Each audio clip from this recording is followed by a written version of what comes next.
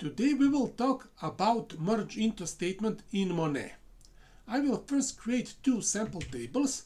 I will create table A with columns letter and number, and I will create table B that will have the same structure. It will also have columns letter and number.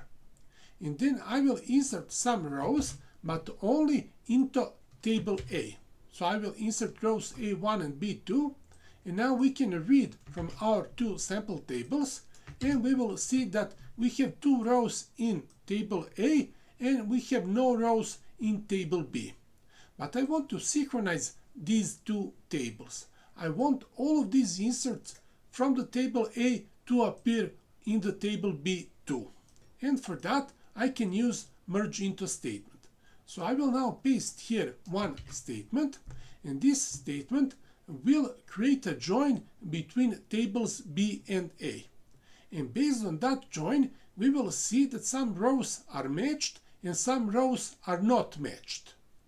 And based on that, what rows are matched and what rows are not matched, we will do some actions. And those actions will affect table B. So we are using table A only to acquire information what rows should be changed and in what way, but the changes will be done only on the table B. And now we have when not matched a clause. That means that we will do something only for rows that are not matched. So what rows are not matched? Well, both of these two rows are not matched because they do not exist in the table B. And what will be done then? We will insert something into table B, and we will insert values from those rows of the table A. So for each row in the table A that do not exist in the table B, we will take values from those rows and we will insert them into table B. So I will now run this, and then again I will read from our two tables, and we will see that now they have the same content.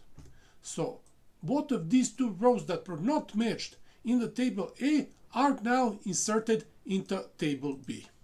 I will now clear my screen. I will now update one row in the table A. I will change row A1 to A4. We can read now from our tables, and we will see that they are no more the same. In this case we have A4 row, but in table B we have A1 row. And now I will apply one merge statement. And condition in this statement is that letters should be equal, and that instead of table A, letter should be equal to A. Now that means that these two rows, this one and this one, are matched. And when they are matched, now we are not using when not matched, we are using when matched, then we should update the number in the table B, and we should set it to the same number as in table A. So we will change this number here 1, and we will change it to 4. I will now run this statement, and then we can read again from our tables, and we will see that they are now the same again. They are the same, but I will now change row B2 from table A. I will change it to B8. We can read from our tables. We can see now the difference in this second row. So B8 is different than B2. And now I will run one more merge statement. I will paste it here. And this statement will look for the rows that are totally the same. And when they are matched, then we will delete that row from the table B. In our example, this row A4 is totally the same as row A4 in table B. So this row here, A4, will be deleted. I will run this, and then again we can read from our tables, and we will see that now row A4 is deleted from the table B. I will now clear my screen. Until now we saw the simple examples for the merge, but the real usefulness of merge statement is because we can do two things at the same time. I will again show us our tables, and then I will commit one more complex statement. Now this statement will do the insert and update at the same time. We will compare these two tables based on this condition. So we are looking that the letter is the same, and we can see that this row exists in the table A and do not exist in the table B. And we can also see that this row here will be matched with this other row. Now, not matched rows, so when not matched, will be inserted. So this row A4 will be inserted to this table B, but on the other side, these two rows that are matched will be synchronized. So this number here 2 will be changed to number 8. I will now run this statement, and then we can read from our tables to see our results. And here we can see that this row A4 is added to table B, and also B2 is now changed to B8. I will now clean my screen. We can also combine insert and delete. I will first insert one more row into table A. I will insert row A5. We can now see our tables. We can see that they have the same two rows, A4 and B8. They are the same, but table A also has this row E5. And now we will use merge statement. This statement will combine insert and delete. So if rows are the same based on the letter, so that is true for these two rows and these two rows, they will be deleted. So when matched, they will be deleted, but when not matched, and that is true only for this row here, that row will be added to table B.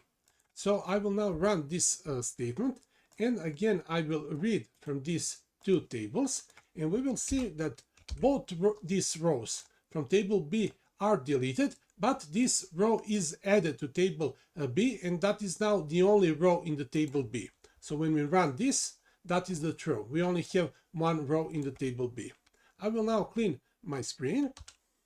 I will now show you some merge statements that will not work. First, I will use this merge statement.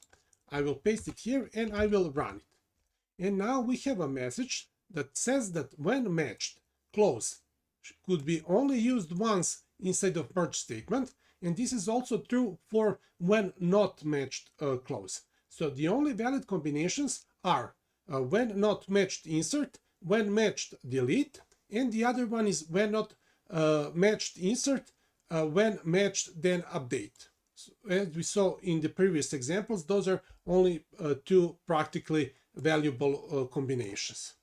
Then I will use this statement here, and in this statement I'm using subquery inside of insert clause. So when I run this, I will get a message that subqueries are not allowed inside of insert clause if we are using merge statement. And for the last example, I will insert one row inside of table A. I will insert row E6, and then I will read from our tables. Now let's say that we use a merge statement and we are making a join based on this letter E. In this case, two rows from table A, so this row and this row, will be joined with this row from table B. But in this case, we won't know what row from table A to use to update values in table B.